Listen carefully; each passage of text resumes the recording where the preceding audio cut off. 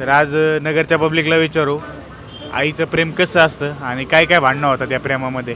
तर सर माझा तुमच्यासाठी पहिला क्वेश्चन असा आहे बाबा काय किटकिट असते आईची सकाळी उठल्यापासून तर संध्याकाळी झोपेपर्यंत. लवकर उठत नाही, तू कॉलेजवरून लवकर घरी येत नाही, नुसता टाइमपास, नुसतं झोप. सकाळी लवकर उठत जा. हे उचलून ठेव, या गोष्टी इकडे पसारा नको करू, हा पसारा इकडे ठेव. तिचं एवढंच असतं की स्वयंपाक शिक. ती झोपेतून उठली की पहिल्यांदा माझ्याकडे येते आणि पहिल्यांदा मला हात मारणार, ए अरे उठ लवकर उठ ग्राउंडला जा. काम करत नाही, नुसते बसून राहते वगैरे, म्हणजे किती काम केलं तरी that will be never enough. कॉलेजमध्ये जातो तो अभ्यास करताना दिसत नाही का नुसतं फिरतच राहतो, कॅन्टीनलाच बसतो का जास्त वेळ असं. मोस्टली झाडून घे. नेहमी काहीतरी असतं की हे नाही केलं ते नाही केलं. आई म्हणती अरे नालायक एवढा मोठा झालाय, अरे उठ ना, अरे म्हातारा आता 21 वय चालू आहे, 25 वयाचं होशील, लेकरं बाळाचं तुझं वय झालंय, लग्न कर. आणि एखादं काम नाही ऐकलं मग नाही मग पप्पांकडे जातो विषय सगळा ना. मग त्यांनी फक्त एक नजर टाकली की सगळं व्यवस्थित होणार, मग गार होऊन जाईल. अरे तुला ना उद्या पोरगी नाही भेटणार आणि ना उद्या तू असा हिंडशील गावात, अरे उठ ना पटकन, अरे उठ ना.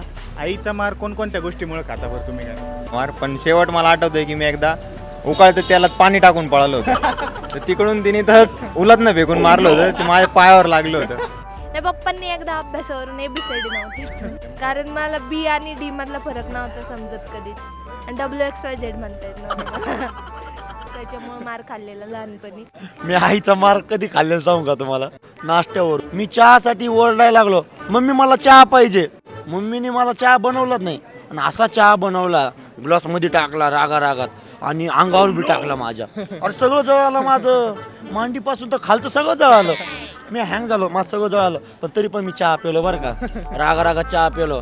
मी अगदी छोटी असेल तेव्हा मार खाल्लाय, मी अशी खूप मार खात नाही, कारण माझी मम्मी खूप स्वीट आहे लिटरली. म्हणजे I am not lying, seriously she is so friendly की मी कोणाचं मी आय बी लाईक की मम्मी तुला माहिती आहे हिच्या बॉयफ्रेंडने असं बोललं, she'll be like okay cool, तुझं काय, असं टाईपचं वातावरण आहे. मी घरात बसलो होतो आणि बारका भाऊ खाली खेळत होता, मला पण जायचं होतं खाली खेळायला. मम्मी काय नव्हती जाऊन देत. मी घराच्या बाहेर गेलो, मम्मीने परत हाक मारून बोलवलं, तिच्या हातात होता चमचा, ते चमच्यात फेकून मारलं, तर डोक्यात लागला होता. डोक्यात तसाच नाही का कोच पडली होती, तर तसं गुतला होता. मग ते मम्मीने काढला आणि तिने स्वतःहून नाही का चहा पावडर असती, चहा पावडर भरली होती. मित्रांसमोर कधी बेइज्जती केली का मम्मीने. मित्रांसमोर तर नाही केलेली, कारण की यांना घरी घेऊन जात नाही विकत.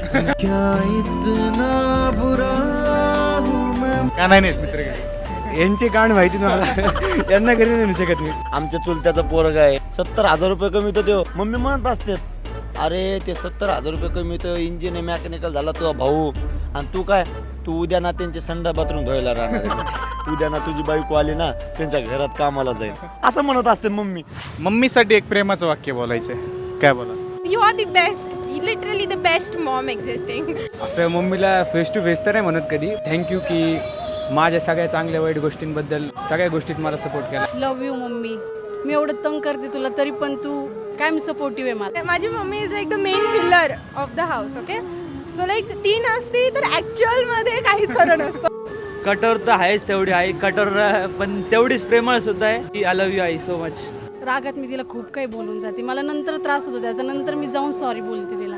मी असं कधी तिला सॉरी पण बोलते नाही कोणत्या गोष्टीसाठी, विच इज सो बॅड. असं नाही करायला पाहिजे. ठीक, की अख्खी दुनिया बुडली तरी चालन, पण माझ्या आई वडिलाची साथ कधीच सोडणार नाही. कसं आहे, आई ही एका वाक्यात सांगण्यासारखी नाहीये.